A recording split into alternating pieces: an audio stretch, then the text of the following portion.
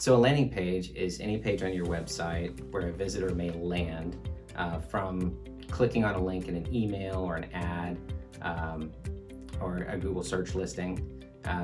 And it's really important to have a landing page, a dedicated landing page, because you can optimize them for one purpose.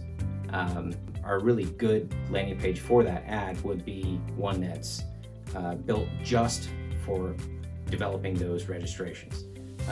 Only about ADA white paper download. So if someone clicks the link, immediately they see that they've landed in the right place, and there's maybe a short form where, hey, thank you for your interest in our ADA white paper, and put your name, email, phone number in this box, and to download our white paper. And they do that.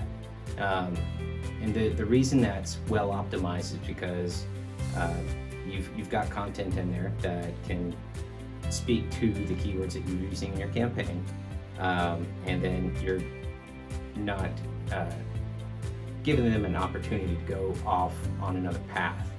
So you're just talking about ADA white paper download.